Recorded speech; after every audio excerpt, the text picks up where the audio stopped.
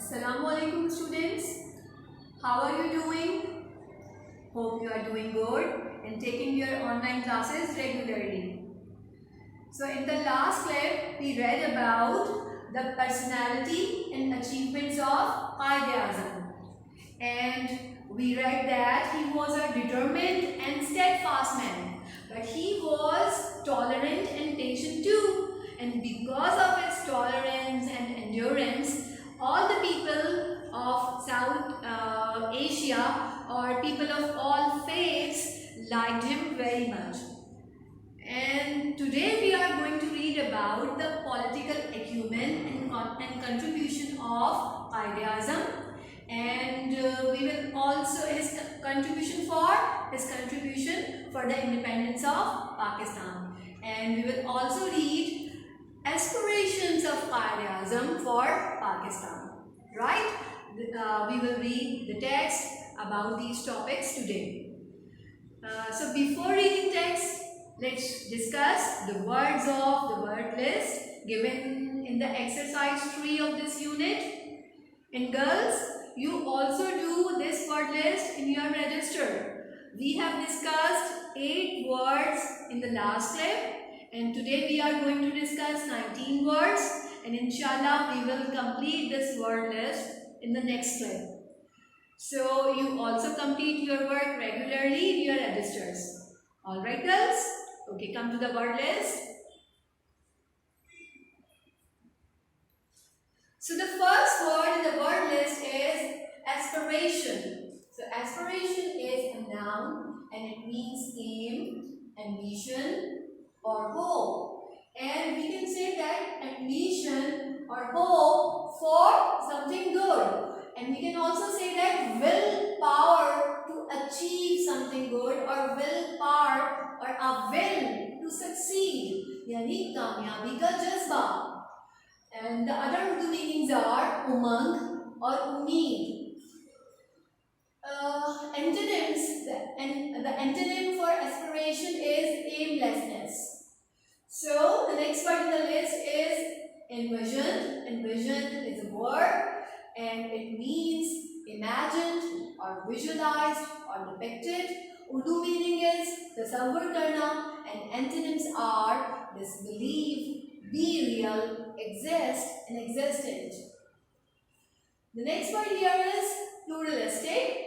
Pluralistic is an adjective and it means different groups of people living together in peace, and its synonym is multi-party. Urdu meanings are kasrat pasandana, kasirul qawmi, and in our book the meanings, this word has been used in the meanings of kasirul mazahib, and its antonym is monism. The next word here is discrimination. Discrimination is a noun and it means unfairness, inequality, and you know that these meanings are synonyms too. So Urdu meaning of this word is farq, ya imtiyaz, ya tafdeel, and antonym is impartiality. The next word here is prevailed. Prevailed is a word and its first form is of course prevail, right? So English meanings are triumphed, succeeded or be superior, and Urdu meanings are baladast hona or ghalib hona. Antonyms are defeated and lost for prevailed. Now come to the next word, that is impartiality. So impartiality is a noun and it means neutrality, unbiasedness or fairness, and Urdu meaning is ghair janibdari ya munsifi, and antonyms are partiality and unfairness. So the next word in the list is transform. Transform is a word. It means change into something else or convert. This can be synonym, this can be taken as synonym. And Urdu meaning is tabdeel hona ya kaya palatna. And antonym is preserve or maintain. So the other word in our list is implementing. Implementing is also a word. It means putting into effect or enforcing. And Urdu meaning is amal daramad karna ya lagu karna ya lagu hona. And antonyms are preventing, hinder, delay, and stop. You can also say just prevent, but I have written preventing here to show that I have written here implementing. This is the book word, and according to implementing, the antonym will be preventing. So the next point in the list is victimization. It is a noun and it means unfair suffering.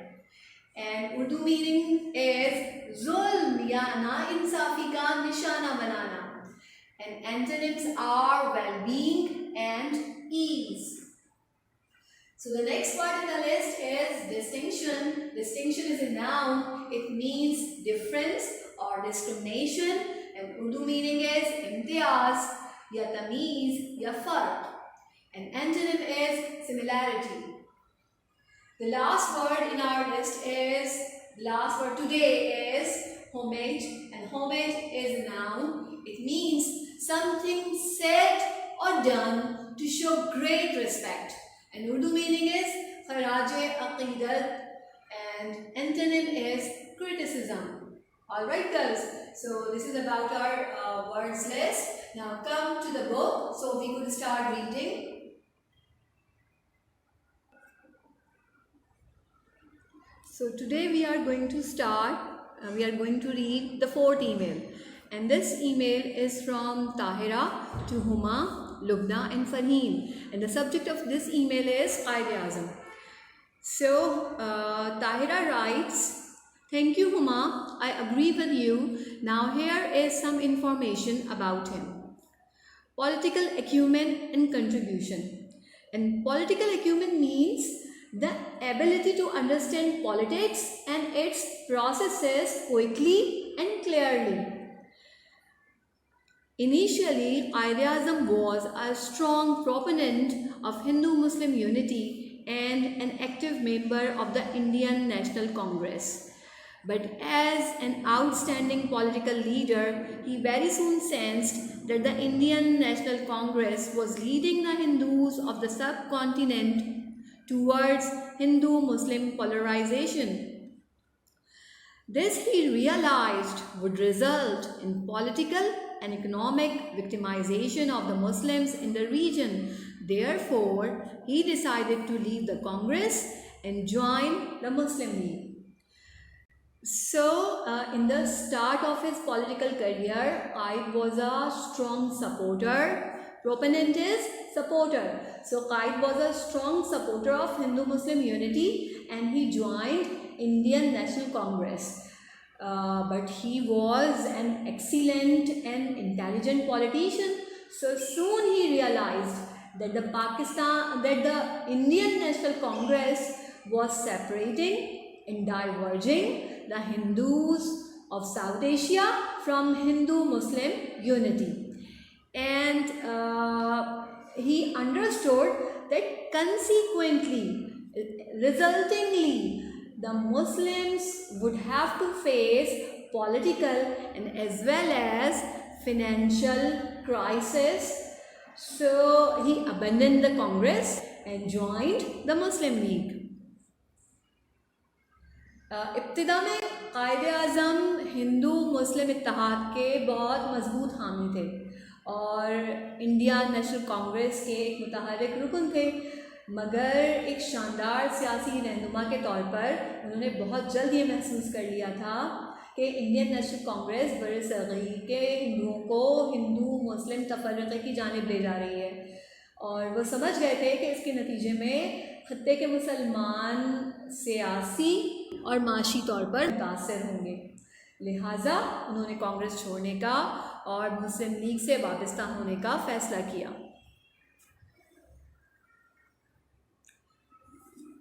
Now come to the next paragraph. Soon after joining the Muslim League, he became its president. He very intelligently pleaded the case of a separate homeland for the Muslims and succeeded in getting Pakistan. This was despite strong opposition from the two big power players in British India, the ruling British and the majority Hindus. Have you found some more information? Tahira. So in this paragraph, Tahira is informing us that soon he became the president of Muslim League, and he presented the issue for the independence of Muslims or for a separate Muslim state very wisely. And at last he got an independent country for Muslims. Though the two big powers of India, Britishers who were ruling there and the Hindu majority, they were completely against the creation of Pakistan. تو مسلم league سے وابستہ ہونے کے بعد وہ جلد ہی اس کے صدر بن گئے اور انہوں نے مسلمانوں کے لیے ایک علیحدہ وطن کا معاملہ بہت ذہانت سے پیش کیا اور پاکستان حاصل کرنے میں کامیاب ہوئے. یہ سب ہندوستان کی دو بڑی طاقتوں یعنی برطانوی حکومت اور ہندو اکثریت کی مخالفت کے باوجود ہوا. Plead is a word and it means to make an emotional appeal or present. تو یہاں ہم لیں گے ایک اپیل کے معنوں میں کہ انہوں نے اپیل کی اس کے لیے یا وہ معاملہ وہ کیس پیش کیا. Now come to the next email. This email is from Huma to Lubna, Farheen and Tahira. And the subject of this email is personality and achievements of Jinnah. So Huma is writing, thank you Farheen, we will definitely add this. Now here is the vision that the Qaid had for Pakistan. Aspirations for Pakistan. Aspiration means, we have discussed this, a hope or ambition to achieve something or for achieving something. And we can also say a will to succeed, kamiyabi ka jazba. So Qaid-e-Azam envisioned Pakistan as a nation state, ensuring equal rights for all citizens of Pakistan. On August 11, 1947, the Qaid-e-Azam, on his election as the first president of the Constituent Assembly of Pakistan, declared, "You are free. You are free to go to your temples. You are free to go to your mosque or to any other place of worship in this state of Pakistan. We are starting in the days when there is no discrimination, no distinction between one community and another. We are starting with this fundamental principle that we are all citizens and equal citizens of one state." So in this paragraph, Huma is informing us that Qaid-e-Azam imagined Pakistan as a nation state, where every citizen would have equal rights. After independence, he stated that every citizen in Pakistan would be free to go to his religious building, whether he is a Muslim or he is a Christian or he is a Hindu, etc. And there would be no unequal treatment among the citizens of Pakistan. تو قائد اعظم کا پاکستان کو قائد اعظم ایک قومی ریاست تصور کرتے تھے جہاں پاکستان کے تمام شہریوں کو یکساں حقوق حاصل تھے. اور 11 اگست 1947 میں کو قائد اعظم جب پاکستان کی دستور ساز اسمبلی میں پہلے صدر منتخب ہوئے تو انہوں نے دستور ساز اسمبلی میں اپنے خطاب میں واضح کیا کہ آپ آزاد ہیں, آپ اپنے مندروں میں جانے کے لیے آزاد ہیں, آپ اپنی مسجدوں میں یا کسی بھی عبادت گاہ میں جانے کے لیے آزاد ہیں. ہم ان دنوں کا آغاز کر رہے ہیں جب ایک قوم یا برادری اور دوسری کے درمیان کوئی فرق نہیں، کوئی امتیاز نہیں. ہم اس بنیادی اصول کے ساتھ آغاز کر رہے ہیں کہ ہم سب شہری ہیں اور ایک ریاست کے مساوی شہری ہیں یا ایک ریاست کے برابر کے شہری ہیں. Right, girls, so come to the next paragraph. He also wanted Pakistan to be a state where justice and merit prevailed. He wanted the people of Pakistan to be united and to work towards making this new country an exemplary state. He said, "My guiding principle will be justice and complete impartiality, and I'm sure that with your support and cooperation, I can look forward to Pakistan becoming one of the greatest nations of the world." So, in this paragraph, it has been cleared that he wanted that Pakistan would be based on justice and merit, and he wanted Pakistanis to be united and hardworking to make Pakistan a model state. Exemplary means model ya namuna ya sample. So model is a better word here. So he was sure that if all Pakistanis support and cooperate, so Pakistan will be one of the greatest nations of the world. تو وہ یہ چاہتے تھے کہ وہ پاکستان کو ایک ایسی ریاست بنانا چاہتے تھے جہاں انصاف اور اہلیت کی بالادستی ہو. Prevailed means بالادستی. We have discussed this. اور وہ چاہتے تھے وہ پاکستان کے عوام کو متحد اور اس نئے ملک کو مثالی ریاست بنانے کے لیے کام کرتے ہوئے دیکھنا چاہتے تھے، کام کرتے ہوئے ہونا چاہتے تھے. انہوں نے کہا کہ میرا رہنما اصول، مائی گائیڈنگ پرنسپل، میرا رہنما اصول انصاف اور مکمل غیر جانبداری ہے، اور مجھے یقین ہے کہ میں پاکستان کو دنیا کی عظیم ترین قوموں میں سے ایک بنتا ہوا دیکھ سکتا ہوں اگر آپ کا تعاون، اگر آپ کی حمایت اور تعاون میرے ساتھ ہو.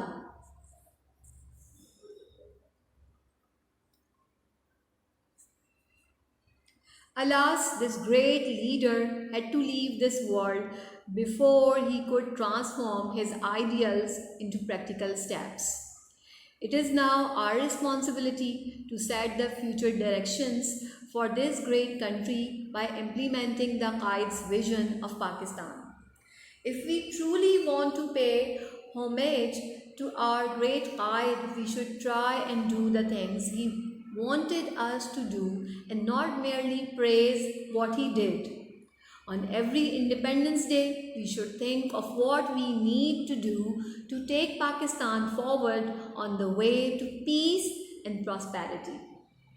So, this is very sad to us that this splendid leader left this world very soon without changing his theories, ideals here in the meanings of theories. So without changing his theories into reality or into facts. And this is now our responsibility. This is now the responsibility of Pakistanis to apply Qaid's principle to develop this country. And the true way homage is to appreciate or to say something or to do something to show great respect, یعنی خراج تحسین پیش کرنا یا خراج عقیدت پیش کرنا. So this is a good way, this will be the true way to appreciate Qaid Azam if we work very hard and if we work sincerely so that Pakistan could be a peaceful and prosperous country. If we want to make Pakistan peaceful and a prosperous country, so we will have to work very hard. We will have to work very sincerely too. So this paragraph says that کہ افسوس یہ عظیم رہنما اپنے نظریات کو عملی اقدامات میں تبدیل کرنے سے پہلے یہ دنیا چھوڑ گیا، یا افسوس اس عظیم رہنما کو اپنے نظریات کو عملی اقدامات میں تبدیل کرنے سے پہلے یہ دنیا چھوڑنی پڑی، اور اب یہ ہماری ذمہ داری ہے کہ پاکستان کے لیے قائد کے تصور پر عمل درآمد کرتے ہوئے اس عظیم مملکت کے مستقبل کی سمتوں کا تعین کریں۔ اگر ہم اپنے عظیم قائد کو واقعی خراج عقیدت پیش کرنا چاہتے ہیں تو ہمیں وہ کرنے کی کوشش کرنی چاہیے جو وہ ہم سے کروانا چاہتے تھے، اور جو انہوں نے کیا صرف اس کی تعریف کرنے پر اکتفا نہیں کرنا چاہیے۔ اور وہ ہم سے کیا کروانا چاہتے تھے؟ وہ چاہتے تھے کہ we should be united and we should work very hard. As he gave the principle we read in the last clip, what principles did he give? Unity, faith and discipline.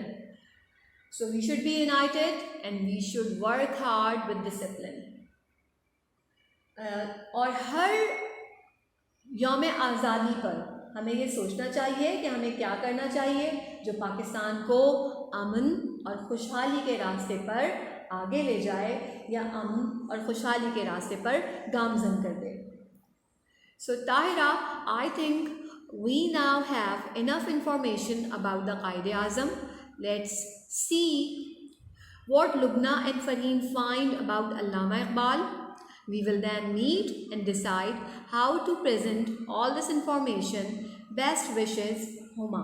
And now in the last paragraph, Huma is telling Tahira that they have gathered enough information about Qaid-e-Azam, and now they are looking forward, the other group, to find information about Allama Iqbal and to complete their presentation. And we are also looking forward Lubna and Farheen, that what they have found out about Allama Iqbal. ہمیں بھی اس بات کا انتظار ہے کہ what Lubna and Farheen اور لبنہ نے کیا اب تک علامہ اقبال کے بارے میں انفارمیشنز جمع کی ہیں. So inshallah in the next clip we will read emails of Lubna and Farheen. Till then, you complete your today's work and take very good care of yourself.